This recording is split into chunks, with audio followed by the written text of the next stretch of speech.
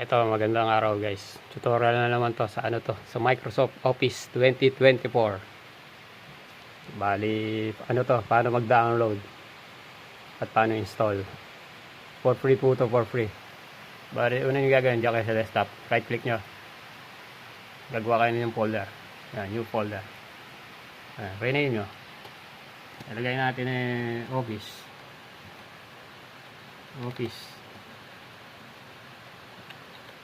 Tapos enter nyo. Yan, Office. Tapos okay na yan. Balikan natin mamaya yan. Punta tayo sa Google. Tapos dito sa taas. Right dito. Ita-type natin dyan Office Deployment Tool. Ito. Office Deployment Tool.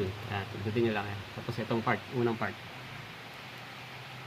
Yan. Tapos scroll up ng konti. Ito, download nyo. Yan, nag-download na siya. Napunta dito. Tapos, punta kayo. Ayan. Kaya na-download na, ayan. Punta kayo dito sa may folder. Tapos, copy natin yan. Copy. Right click. Copy. Ito sa taas. Copy. Punta tayo sa may folder ngayon. Alisin na natin yan. Dito sa may folder. Diyan yung i-paste yan. Diyan. Paste natin. Right click. Paste. Yan, okay na. Ito na yung laman nun. Text ko muna yan. Tapos pangalawa natin kailangan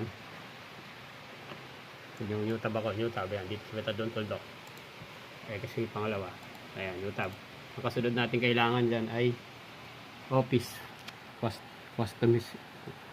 Customization Tool. Diba yan? Nabubulol pa ako. Ayan. Ito lang ito-type nyo. Ito. Office Customization Tool. Yan, tapos itong unang part, itutin nyo, ito. Ayan, Office Customization Tool, Microsoft 365 Application, Admin Center. Ayan, itutin nyo yan.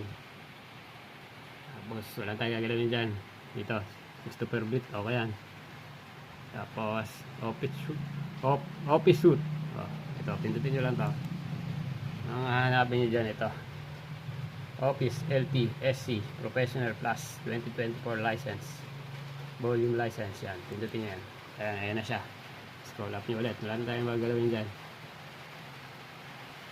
Tapos okay na yan. Tapos ito, alisin nyo to. OneDrive desktop, alisin nyo. Yan. I-off lang natin. Tapos next. Okay na yan. Susunod dyan yung language. Siyempre, English tayo. Ayan, United States. Ayan, English. Ayan na siya, English. Scroll up nyo ulit. Tapos next scroll up nyo ulit. Wala tayong gagalawin dyan. Next ulit. Tapos next ulit dyan. Next. Wala tayong gagalawin dyan. Next. Okay na. Next ulit. Next. Tapos wala na. Next na. Wala tayong gagalawin dyan. Wala tayong gagalawin. Finish na natin. Finish. Tapos dito tayo sa may gawing kanan, export. Tapos itong pangalawa pipindin natin, tatlo yan. Ito pipindin natin, XML format tayo. Tapos okay. Tapos accept yan, check nyo. Tapos dito maglalagay tayo ng pangalan. Office, lagyan natin Office. Ito, type ko na lang Office 2024. Huwag nyo na lagyan ng space. Huwag nyo lagyan ng space. Yan, Office 2024. Export nyo. Yan, nag-download. Sa taas, nag-download. Ito yun. Ito siya. Bali, pindutin nyo yung parang folder ito. Left click lang. Tapos kakopy nyo yan, copy. Ito sa taas, copy. Pwede na natin i-X lahat yan. Balik tayo dito sa folder natin sa desktop. Paste natin dyan. Paste. Okay na ngayon. Tapos i-run natin ngayon itong Office Deployment Tool. Double click lang. Tapos yes. Click nyo lang to. Yan. Tapos continue. Tapos hanapin nyo yung nasa desktop nyo na Office. Ito. Hanapin nyo to. Dali ito. Desktop. Ayan, Office. Isang click lang. Tapos okay na. Okay. Ayan. Sabi dito, file extracted successful. Bali, ayan na siya. X ko naging 4 na laman. Ayan, 4 na laman. Sabihin, okay na yan. Ito, tatandaan nyo to. Ito, itatype natin. Pwede nang burahin to. Ito. Burahin ko na to. Pwede burahin yan. Delete natin. Pati itong isa. Di-delete ko rin Delete. Bali, ito mahalaga dyan. Ito. Ito itatype nyo mamaya. I-guess ko na Dito tayo nga sa search. Type natin CMD. Isang kamay lang kasi gumagana sa akin. Ayan, right click nyo yan, CMD. Run, administrator. Yes nyo. Yan, itatype tayo ngayon dyan. Bali, itatype natin dyan. Mamaya na pala, ganito muna. Buksan nyo ngayon yung folder nito. Ito. Tapos dito sa taas, itong, di ba yan yung folder natin sa desktop na office. Ito, office. Right click kayo dyan, right click. O copy address, yan. Tapos ngayon, balik tayo sa, sa CMD. Type kayo CD. Tapos space. Tapos right click nyo lang dyan. Ayan. Lumabas na. Enter nyo ngayon. Enter. Ayan, tatype tayo ulit. Ito mahalaga dyan. Ito Sige. Sundan nyo lang yung setup.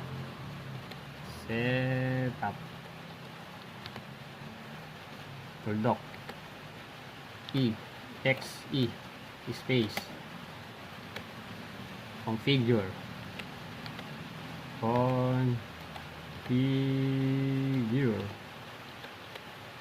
Tapos space.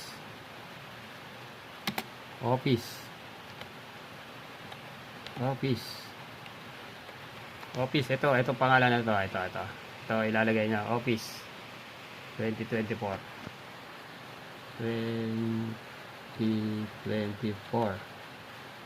Tapos Bulldog XML.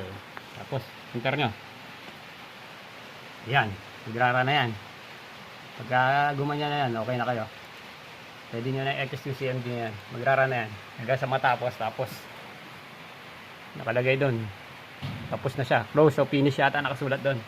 Tapos okay na yan. Nagrara yan, nakita nyo dito.